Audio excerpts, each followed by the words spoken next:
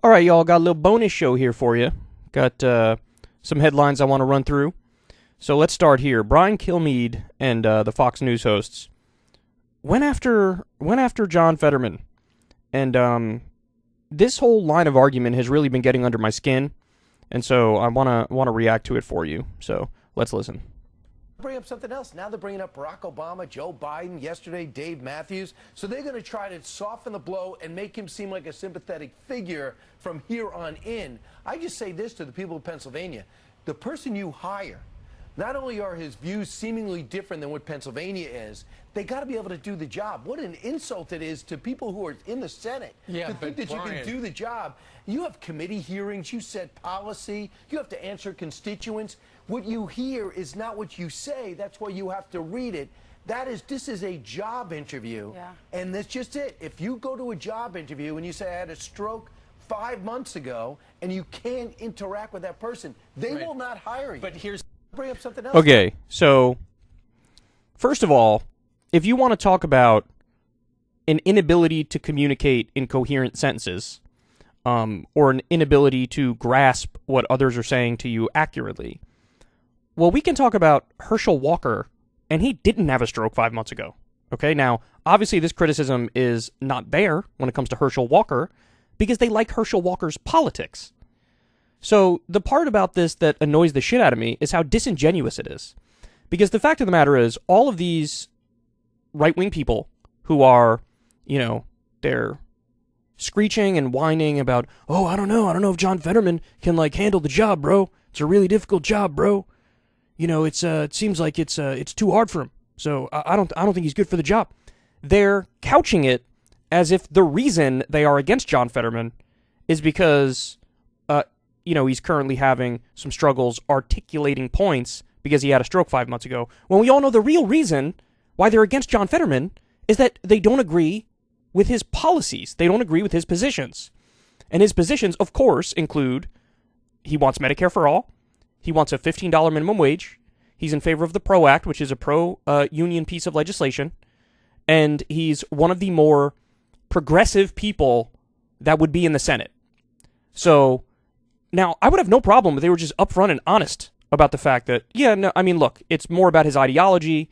If there was somebody on the right who had a stroke 5 months ago and was having trouble articulating points, I would still support them because really, my policy preferences sort of override whatever my concerns are about how they articulate points.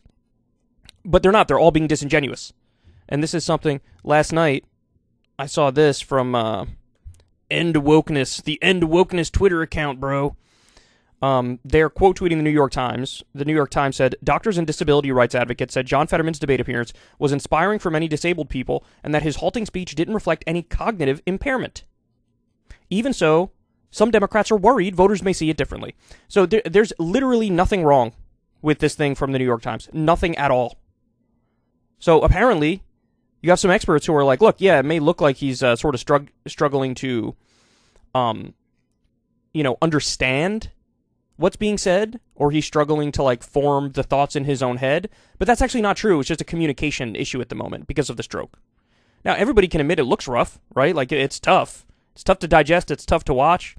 But according to the experts, hey, he's actually, mentally he's fine. It's just a communication thing. And so, but the right doesn't like that because that ruins their narrative. And so they decide, let's act like, the reason why he can't get elected is simply because, it's too hard of a job for him, and let's only talk about a cognitive issue, which is non-existent. It's really a communication issue. It's a cognitive thing, and he can't handle the job, right? So nothing wrong with this New York Times tweet. Then they say, if they lie like this about something we all saw and heard, imagine what they do with their regular stories. So I responded and said, he's for $15 minimum wage in the PRO Act, and odds isn't. He could lose his ability to speak completely and have a giant dick growing out of the center of his forehead, and he'd still be preferable to the puppy-murdering con artist plutocrat. And I 100% stand by this. Because really, the more important thing is, putting aside the fucking puppy-murdering and con artistry, okay, and the plutocrat thing, the fact of the matter is, he's not for a $15 minimum wage. He's not for the PRO Act. He's not for Medicare for all, or even, expanding healthcare in this country. This is a guy who's signed up to the Republican agenda of cutting Social Security, cutting Medicare, raising taxes on the bottom 50%, the poorest 50% of Americans. So, yeah, this is how I feel about this situation. And the conversation around it is so dishonest. These people who are shitting on Fetterman should just be honest. It's not really about the cognitive thing. It's not really about his brain or his, inability to articulate well at this point 5 months after a stroke. It's because we don't agree with him. But they don't do it. They don't fucking do it. And it's fucking obnoxious. So I guess what I would say is grow the fuck up. Grow up, put your big boy pants on, make a fucking real argument as opposed to hiding behind, oh, I don't know, man. His brain, he's not, his cognition, he's not sounding right, bro. He's not sounding right. Anyway. Alright, so now we also have this, came out this morning. Apple Music removes Kanye West's Essentials playlist from following his anti-Semitic remarks. Oh boy, okay, so, now, of course, with his, recent 3 or 4 appearances, Kanye West has gone, full super-duper anti-Semite, totally undeniable. It's really over the top. It's really sketchy. I mean, if you count the number of times he said Jew or Jewish in that Drink Champs episode or the Lex Friedman podcast, woo-wee, boy, it's off the charts, man. So, you had all these businesses sever ties with him, including businesses he never thought would sever ties with him, businesses like Adidas and Gap. They're now gone. And, so now they've decided, instead of just, terminating current business relationships, they're even removing playlists of his music back from when he was significantly more level-headed and not insane. So I will say, and I don't know if this is a controversial take, I don't know if this is something that people are going to disagree with, but I wouldn't have gone this far.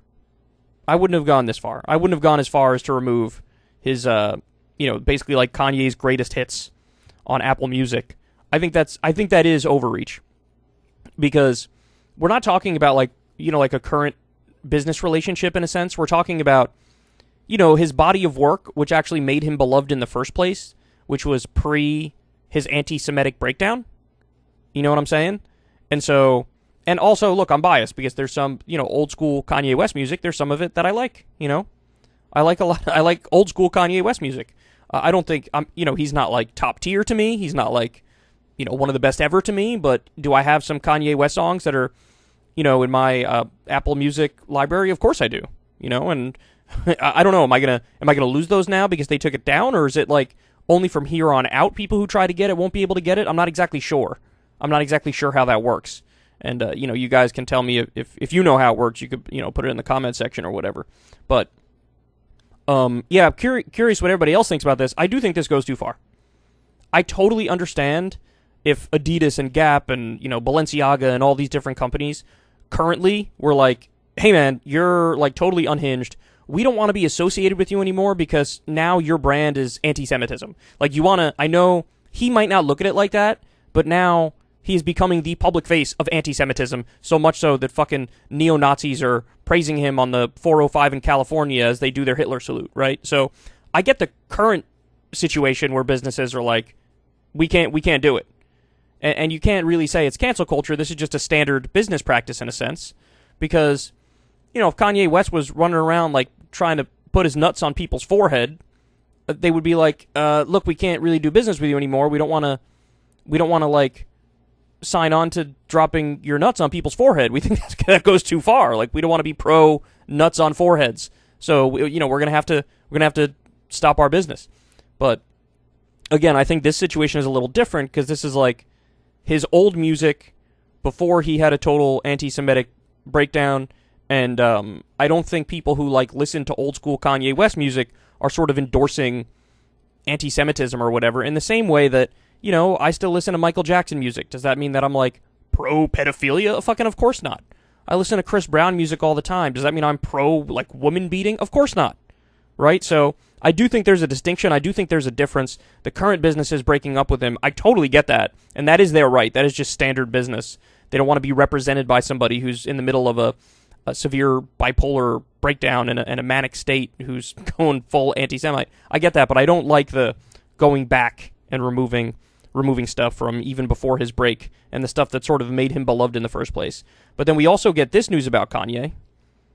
Kanye West reportedly showed up at Skechers headquarters, quote, unannounced Wednesday. He arrived without invitation to the company's California headquarters and was escorted out after a brief conversation, a source told TMZ. Oh boy. Oh boy.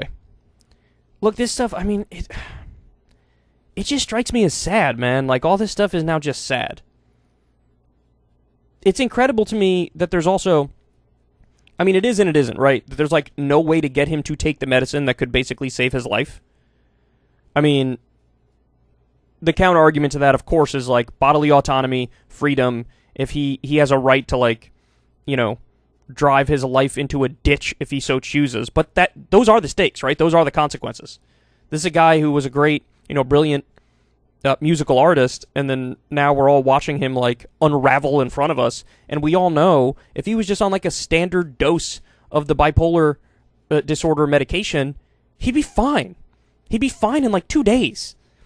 It's insane to watch. So now, my guess is it's because he's losing all these other business deals. He's like, oh shit, like, I gotta try to make, like, new business relationships, and when you're in a manic state, you tend to, like, overestimate your own abilities and the perception of yourself, and so he thinks if I just, like, walk into Skechers and talk to him, they'll be like, oh, Kanye, yeah, we love you, bro. Let's, you want to work for us? Here's $1 billion, bro. I'm guessing that's what's going on, you know? But, I mean, to be kicked out, oh, that's so embarrassing, man. That's so embarrassing. That's the most embarrassing thing I've ever heard in my life. Jesus Christ. All right, and so we also got this going on, guys. This was across my Twitter feed this morning. So this is a CNN fight. This is what I like to call a CNN fight. It's basically like these two losers tape pillows to their body and run at each other going 1 mile per hour, and it's kind of sad. It's like a low energy fight. And then I love you'll see when everybody else chimes in to try to get them to calm down. It's almost like a bunch of moms at the PTA meeting going after some dads who raise their voice. Here, let's watch. Enough with the talking points. I feel like your debate with Karl Rove that you had before you came here, like your ears are clogged. No, I'm telling you. I'm concerned that the RNC gave you the talking points and now you can't shift. I tell you what, man. Do you have a single friend? Guys, absolute guys. jerk. Well, guys. You jerk. You're absolute jerk, man. You're a total poop face. Poopy head. Poop. Do you have a single friend? Because I do. I have a lot of friends. Me and Bobby like to play with Pogs. That's fucking ridiculous. The talking points and now you can't shift. I tell you what, man. Do you have a single friend? Guys, absolute guys. jerk. Well, guys. You jerk face. You jerk face. My dad is gonna talk to your dad and he can beat up your dad. I'm sorry. I don't. No. I'm sorry. I don't come on here and read talking points. You know me, and you know me, and you. I don't come on here and read talking. I don't even know you, and you've come out here and insulted. But the ad hominem attacks. Let's just. I agree. I don't want to be accused of reading talking points. It is an absolute fact. By the way, these are like the same person too. This dude is just this dude in like 15 years. You know, this is like his older brother, and they're yelling at each other. Republicans are doing somewhat better with Hispanics. She laid it out. I agreed with that, and it's the truth. Her name is Anna. Well, here's the thing. Wait. Classic Anna Navarro, you know, getting in there with her attitude for no reason. She said, "My name is Anna." Thank you, Anna. We appreciate that. Fucking these losers. This is great. I feel like your debate with Karl Rove that you had before you came here, like your ears are clogged. No, I'm telling you. I'm concerned that the RNC gave you the talking points and now you can't shift. I tell you what, man. Do you have a single friend? Guys, absolute guys. jerk. Well, guys. Jerk face. Poop face. No. I'm sorry. I don't come on here and read talking points. You know me, and you. Imagine getting so offended in like a mild political conversation at something that's not even really a.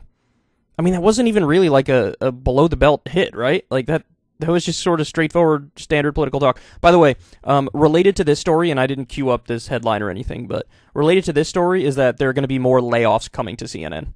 You know, you got the new management over there, and they already let go some people, and they're about to ramp it up. They're about to let go more people, and that's a good thing. But I will caution you in this sense that they actively are planning to make CNN worse. As bad as it is already, and I know that's really bad, they're planning to make it worse.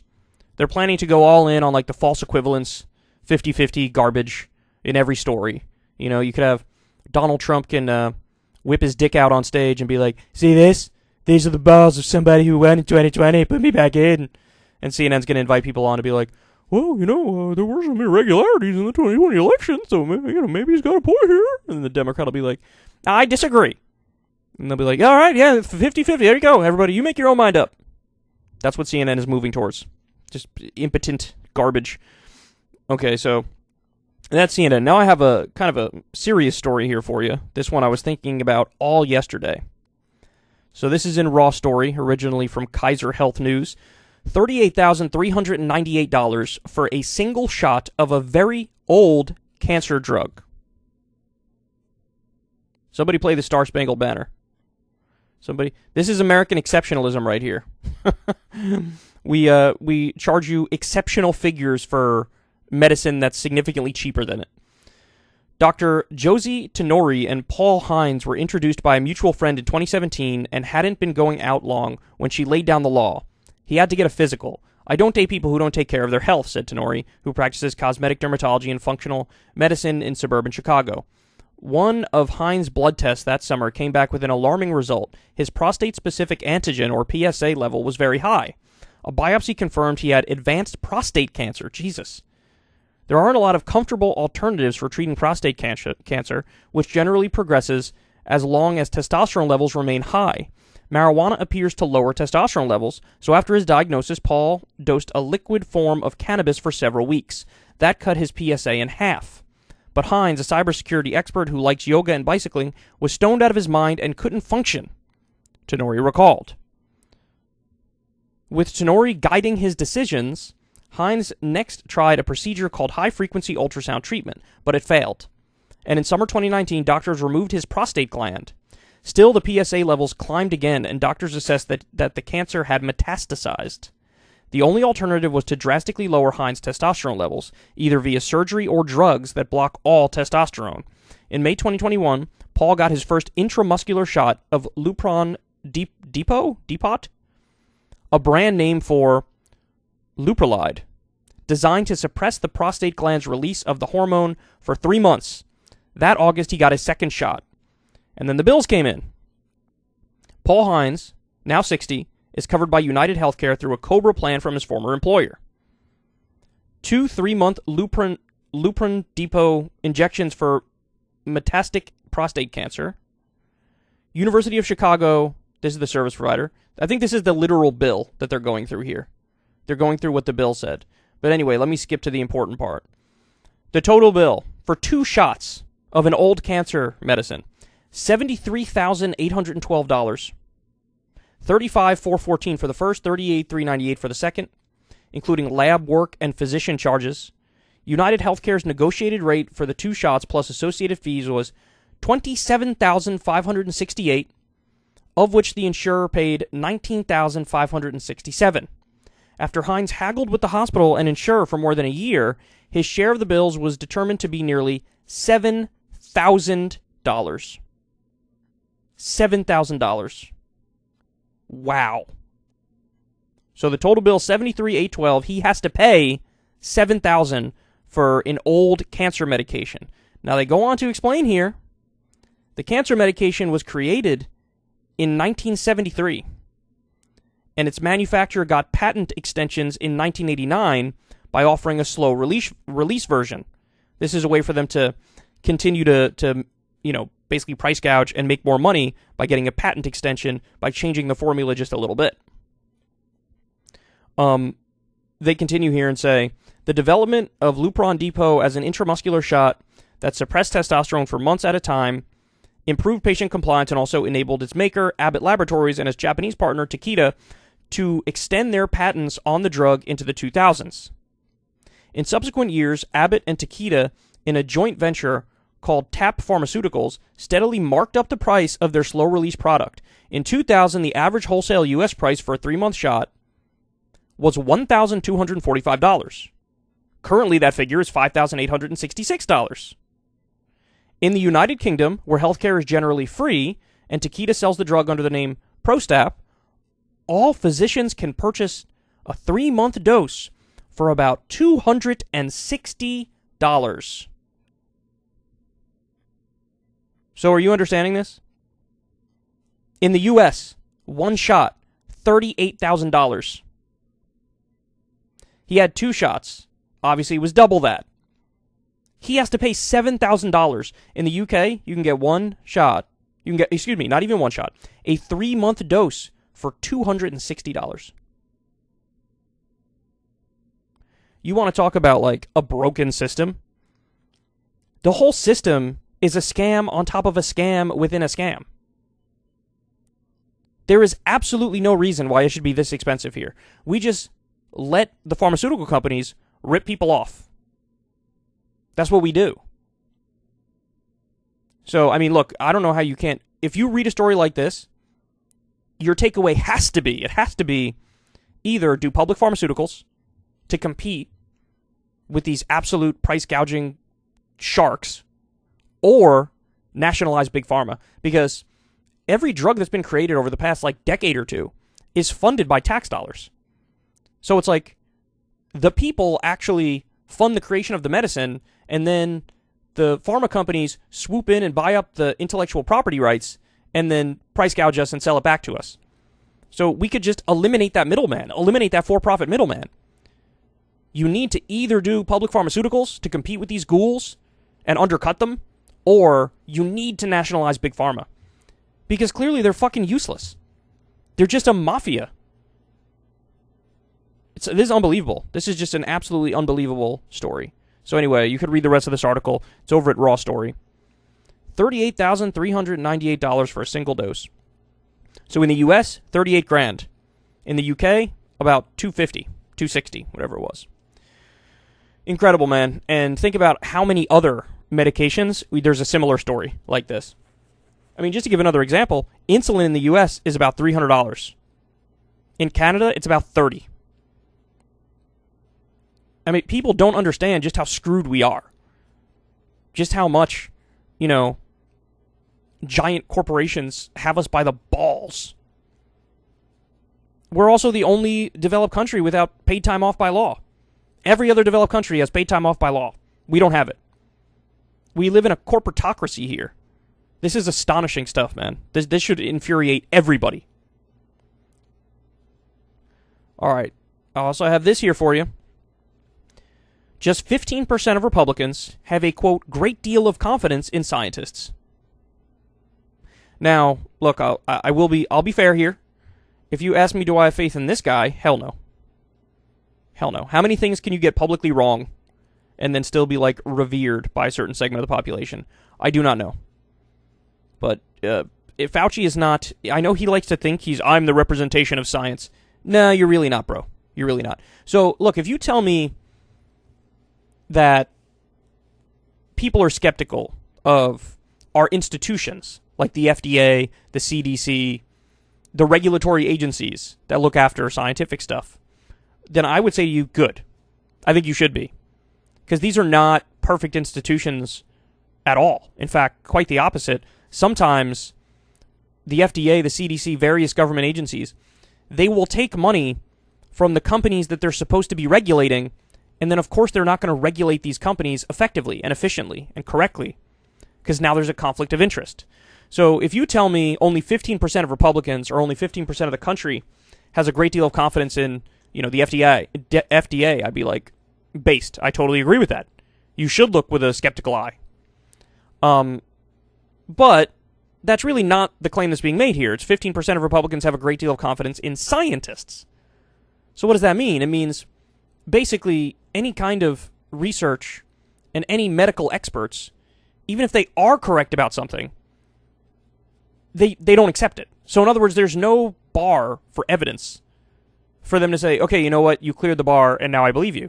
If anything, there's a contrarian default take of like, if it's being said by a doctor or a scientist, I don't believe it. And I'd much rather go to like fucking 4chan or go to some, shitty fucking message board or go down a rabbit hole on some conspiracy website, and I'd much rather trust that than trust doctors and scientists. And so, look, there are consequences to this, right? Now, obviously, the federal government botched the response to COVID in a million different ways, and I think that is what led to probably a drop in the percentage of Republicans who have a great deal of confidence in scientists. But the decrepit federal agencies are not science, right? Like, it's not science. You could criticize the agencies and also say, man, we sure are lucky that antibiotics were developed. How many lives did antibiotics save? How many lives were saved by the polio vaccine, the measles vaccine, whatever. You go down the list. Science can still be amazing and a very useful tool, but we could also criticize the government agencies that nominally are supposed to represent science. So in a sense, I'm a little sympathetic, but also I kind of want to correct these people, because the fact of the matter is, this mindset that they have here, it leads to stuff like this. This is in Scientific American. There's a massive gap, a mortality gap, in red areas of the country versus blue areas of the country. So there are more people dying from COVID in red areas of the country than in blue areas of the country. And it's a pretty significant difference. Now, why is that? It's because there's more vaccine hesitancy on the right. And this is the result. People who are not fully vaccinated are 7 times more likely to test positive for COVID-19. People who are not fully vaccinated are 49 times more likely to be hospitalized for COVID-19. 49 times. People who are not fully vaccinated are 32 times more likely to die of COVID-19 related illness. So what does this look like in chart form? Right here. If you're unvaccinated, this is the risk. If you've had 1 shot, this is the risk. If you're fully vaccinated and at the time of this report that's 2 shots, here's your risk. So this line is fully vaccinated, this line is 1 shot, this line is 2 shots. So I understand, like, the FDA fucked up, the response to COVID in 1,000 different ways. I get that.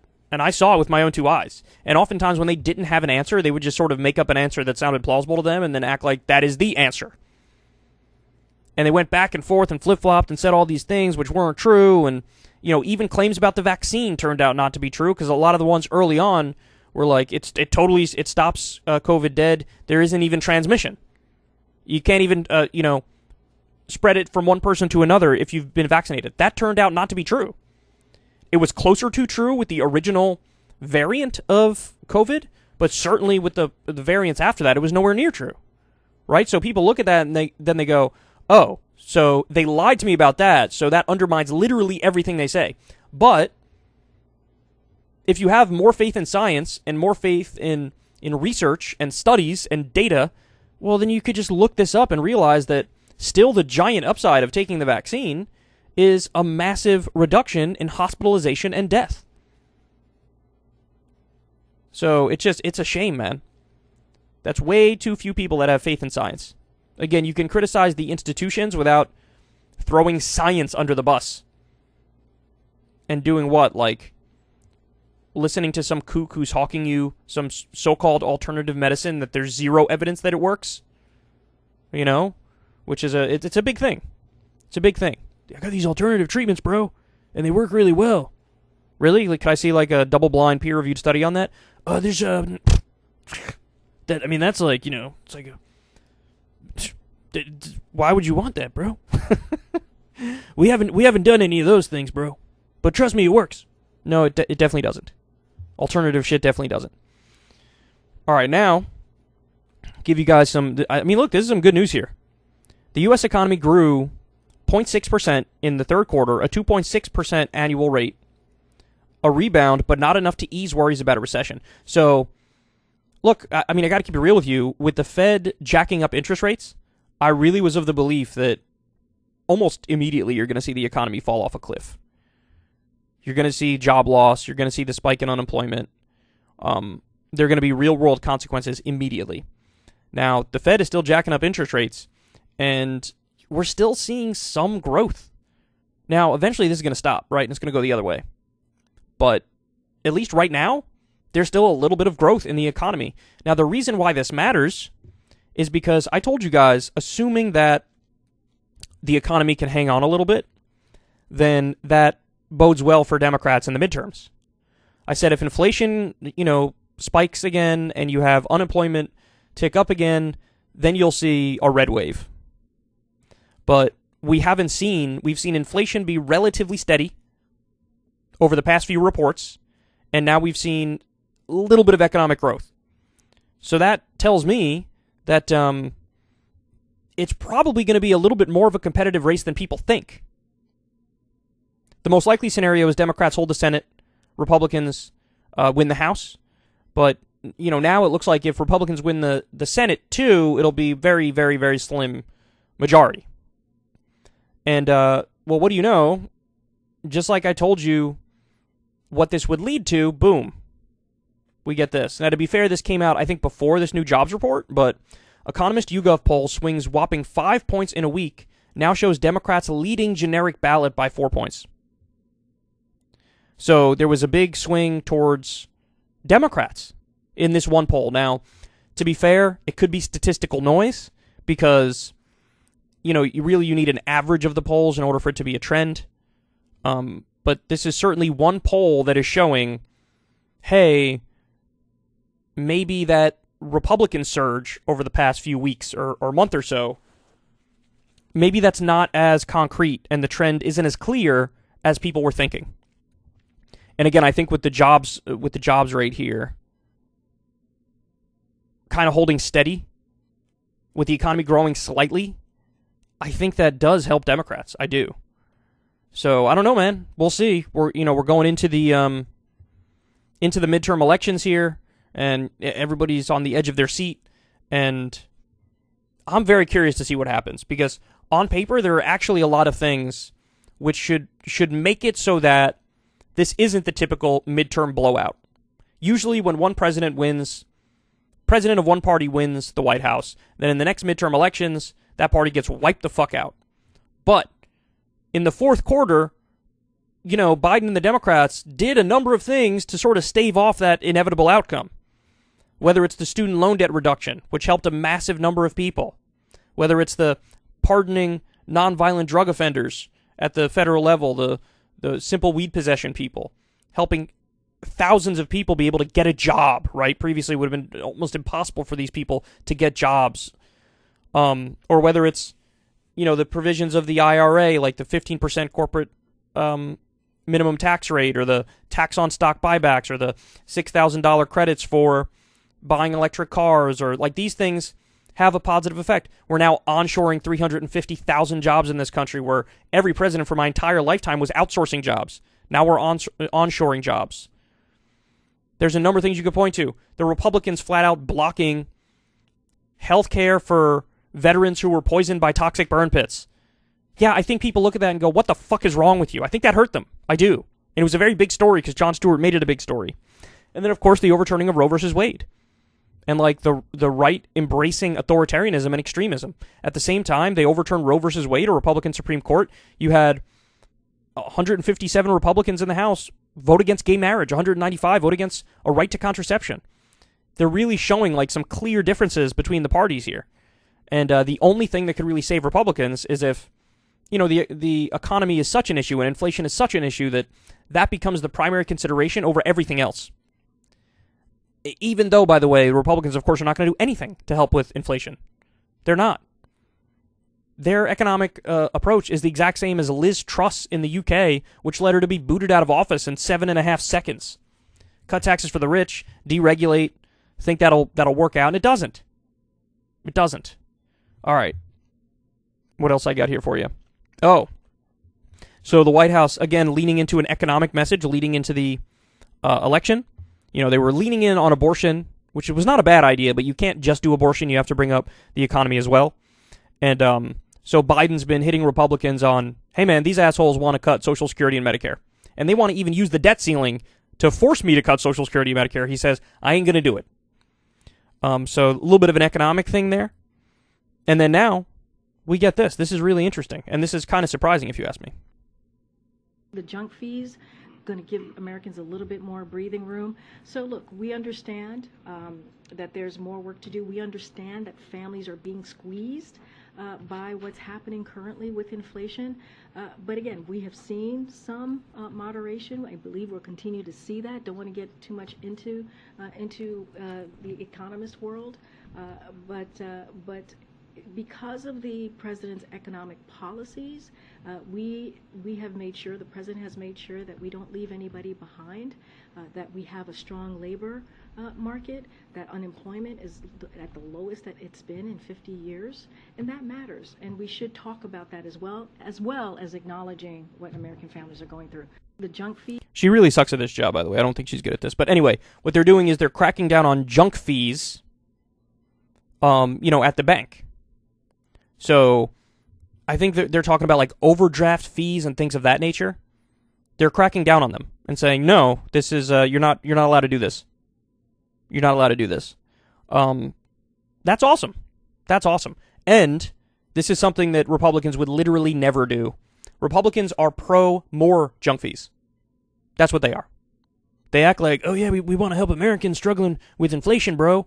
But Rick Scott released a Republican agenda. He's a GOP senator, and one of the things he was calling for is raising taxes on the poorest 50% of Americans. Because, quote, everybody's got to have some skin in the game, bro. So let's shake down like the people who can least afford it in the country, bro.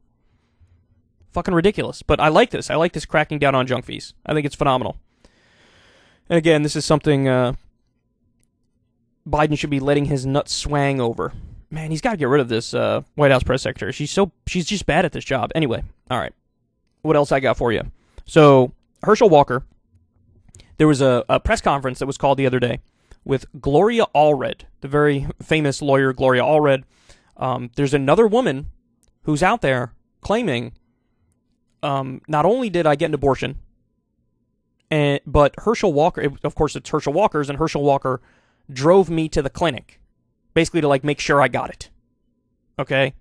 So this is what? This is the third one we're talking about here? This is the third one. So this dude has had more abortions than he's had, like, meetings with his children. And I'm not, that almost sounds like I'm being a dick, right? But I think that might be literally true.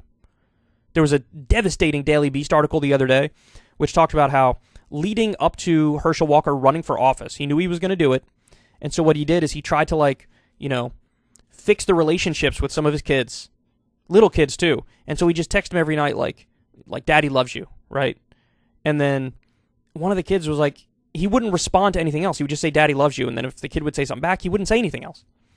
And so at one point, one of the kids, I think like 10 years old, basically snapped and texted him like, what's my favorite color? What sport do I like to play? And of course, no answer from Herschel Walker. Just standard, Daddy loves you. So it's just like he was trying to hey, if I run, I don't want these people to throw me under the bus, so let me just act like I'm mending the relationship, even though it's totally just optical, right? It's just optics. So anyway, let's see what he says now. Of course, he's playing the victim and acting like, none of this is true, bro. None of this is true, bro. Special report earlier, and I noticed that another woman has come forward and made an allegation, and not one bit of evidence was presented that you were involved in any way in an abortion. The only evidence presented is you might have dated some girl that Gloria Allred is representing, and you deny it completely. Well, it's a lie, Sean, and I hope everyone out there now see that they would do and say anything for power, and they don't realize that that's such projection. Holy shit. They mess with the wrong Georgia right here. They see it's too important for me to stand by or to step down.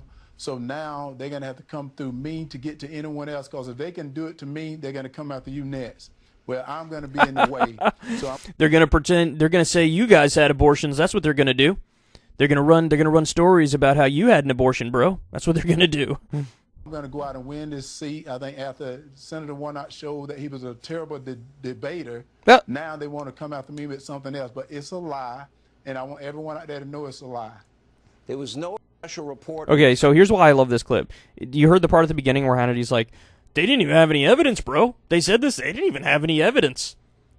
Okay, the last story with the accusation that, there was an abortion by one of his baby mothers, they had evidence.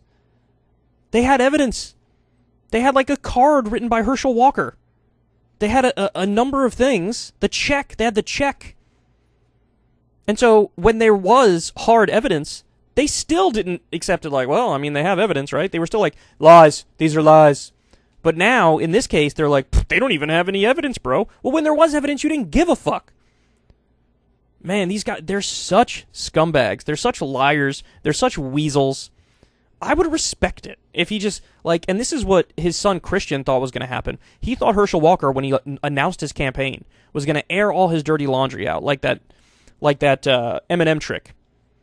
Like, just say everything wrong you ever did in your life, get it all out there, and say, but you know what? It's okay. I'm a changed man.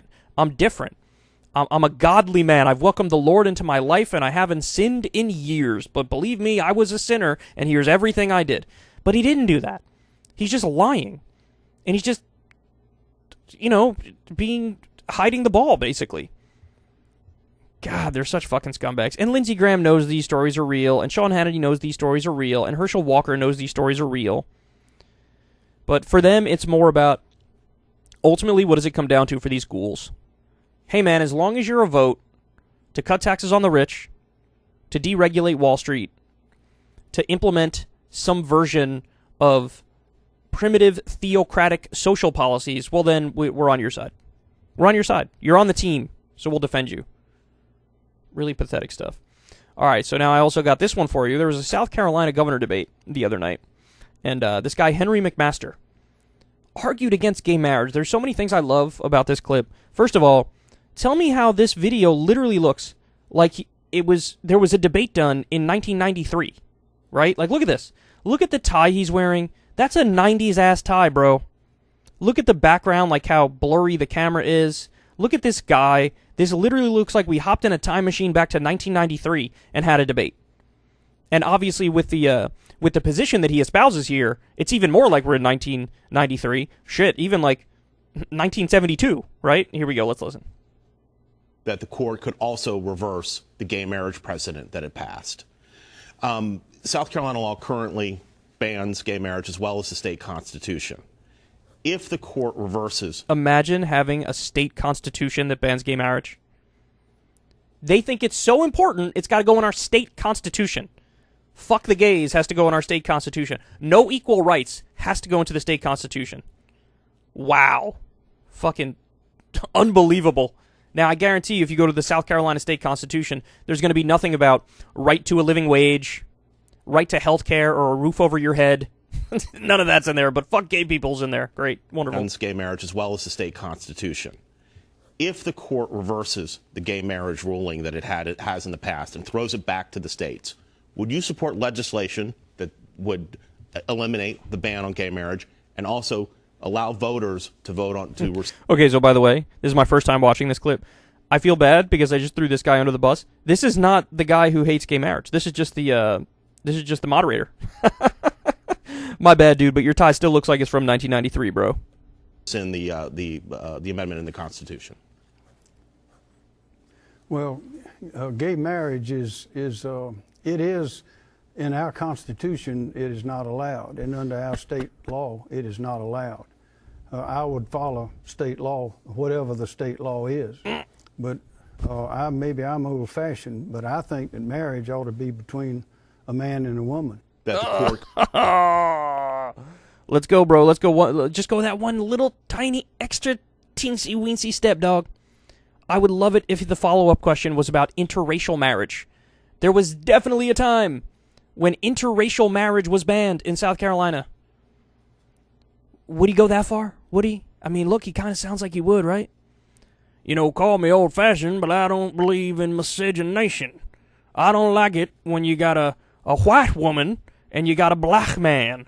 I don't like that. I think that groups should keep to their own, stick with their own people. I don't think you should mix the cultures. I mean, look at this guy. This guy looks like he's like an evil Southern politician character in a fucking movie. In the gay marriage is in our Constitution, it is not allowed, and under our... By the way, he just, in like one sentence, he just exposed the whole charade that is states' rights. that when you have conservatives yelling about, like, we believe in states' rights, man, that really what that is a cover story for them to take away rights from people they don't like, from minority groups. See, they cloak it all in this highfalutin rhetoric of like, well, we just want the freedom to do whatever we want as a state. This is about freedom. This is about states' rights. But really what they mean is, I want the freedom to take away others' freedoms. I want the freedom to say, we don't believe in equality, we don't believe in equal rights. So in other words, the right is the state's rights to take away your rights. It's not, states' rights to protect the rights of gay people to be treated equally and have the same rights under law. And now we're talking about, it was 2015 that gay marriage became the law of the land because of the Supreme Court decision. Equal protection under the law. And here we are, 2022, and you got fucking Boss Hogg here, who's like, I don't know, these gays are getting a little too uppity if you ask me. In our Constitution, it is not allowed, and under our state law, it is not allowed. I would follow state law, whatever the state law is, but maybe I'm old-fashioned, but I think that marriage ought to be between a man and a woman. That the court... Think about how many millions of people would be impacted by this shit. Think about it. How many people, if he had his way, he would probably nullify all the marriages, the gay marriages that have already happened. Never mind stop ones from continuing in the future. Man, these people. Some scumbag shit, man. And of course, I have no doubt that guy's like uber religious, evangelical Christian. These are, it's not, the Lord made us as you have a man and a woman. It's Adam and Eve, not Adam and Steve. It's one of my favorite idiot quotes.